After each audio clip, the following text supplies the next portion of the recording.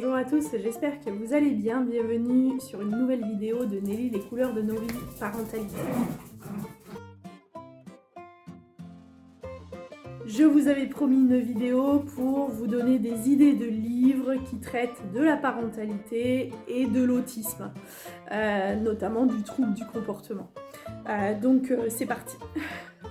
Alors déjà, Il me cherche d'Isabelle Filiosa, je le conseille pour tout ce qui se joue chez l'enfant de 6 à 11 ans, ce qui se passe dans son cerveau et comment on peut appréhender ses comportements. Il est vraiment très instructif, très facile à lire et vraiment c'est quelque chose que je conseille à tous les parents d'enfants neurotypiques normales. Parce que ça aide justement à essayer de se positionner et à trouver une éducation un peu plus adaptée. Même registre, la discipline positive de 3 à 6 ans. Jusqu'à maintenant, la discipline positive, c'était essentiellement pour les enfants de 6 à 11 ans. Ça a beaucoup évolué. Ce livre, on l'attendait, il était en Amérique, il n'était pas encore, traduit. Et là, ça y est, il est traduit de 3 à 6 ans. C'est vraiment très très intéressant. Vous apprendrez beaucoup parce que je crois en la discipline positive dans le sens où pour moi l'éducation ce n'est pas du laxisme, pas plus que de l'autoritarisme et discipliner avec bienveillance, ça existe, ça se fait, c'est ce que je propose comme outil. C'est avec eux que je me suis formée, je suis facilitatrice de parents en discipline positive. Maintenant parlons de l'autisme, clairement, purement et simplement. À destination des parents qui ne connaissent rien du tout à l'autisme, 2 livres que je plébiscite. L'autisme expliqué aux non-autistes. Alors ça c'est vraiment un livre à avoir dans sa bibliothèque, à lire absolument parce que vous comprendrez beaucoup mieux le fonctionnement de votre enfant. C'est hyper bien expliqué et vraiment vous allez vous y retrouver. Aussi, pour les enfants qui sont sans déficience intellectuelle, comprendre pour agir le syndrome d'Asperger. Dans le même registre, c'est un livre facile à lire, qui est très explicite et qui vous donnera plein de billes pour pouvoir appréhender vos enfants. Pour sensibiliser les enfants à l'autisme, que ce soit dans la classe mais dans la famille aussi, auprès des copains. Comment comprendre mon copain autiste? Alors, il est très bien fait. Mais il parle beaucoup de l'autisme avec déficience. Or, toute une frange des enfants sont autistes sans déficience. Donc, il est intéressant aussi, mais c'est intéressant d'en parler parce que justement, peut-être que votre enfant, vous le retrouverez moins dans ce bouquin. Mais par contre, il est très intéressant, il est bien fait, sous forme de bande dessinée, un petit peu comme ce qu'a fait Daisy Dessine, si vous connaissez. Un peu plus professionnel, j'ai envie de dire. Guide de survie de la personne autiste de Jean-Philippe Piat. Donc pour tous les professionnels qui œuvrent autour des autistes, auprès des autistes, c'est un livre qui est vraiment très très intéressant. Il est plein de bonnes choses. C'est bien aussi pour les autistes adultes qui veulent apprendre à se connaître. Guide de survie de la personne autiste, je le recommande aussi. Enfin, une chose qu'on aborde très rarement, pour les femmes, c'est l'Asperger au féminin.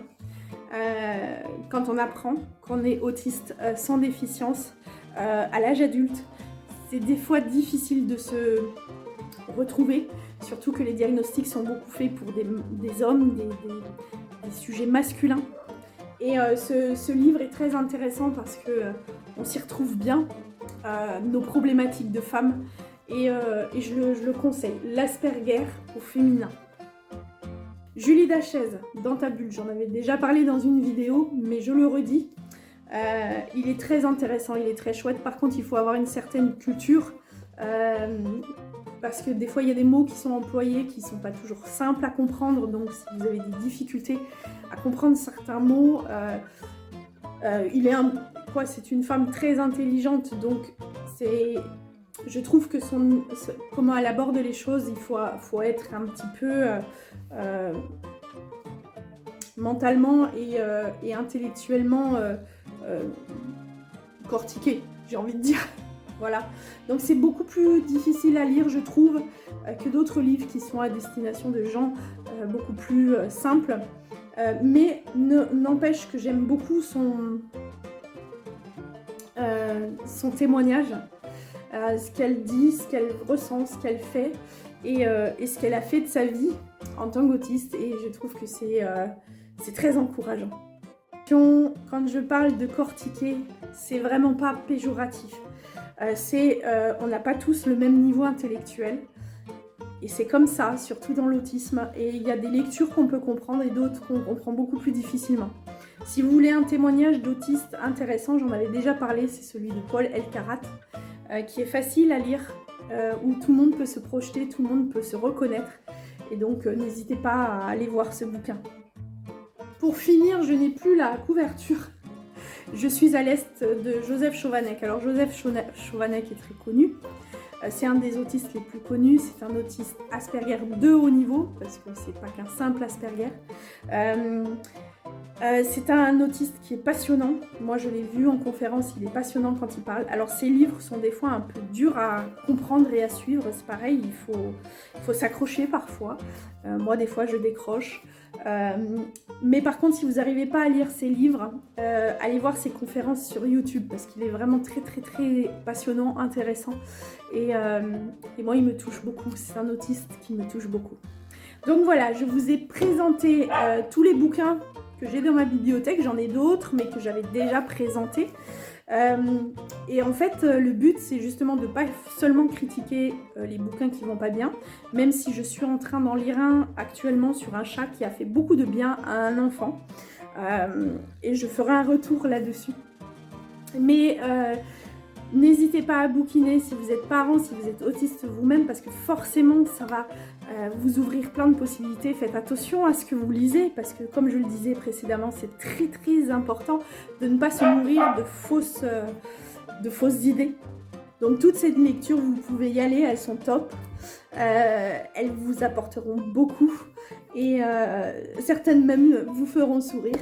Mais en tout cas, toujours pour dire que ces lectures nous montrent que l'autisme, c'est pas une tare, qu'on vit très bien avec quand on s'adapte, quand on a des prises en charge, et que oui, c'est un combat, mais on se rend compte quand on lit justement des témoignages comme ça qu'on n'est pas tout seul.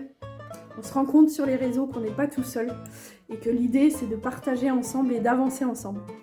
Je vous remercie pour avoir suivi cette vidéo, prenez soin de vous et je vous dis à très bientôt.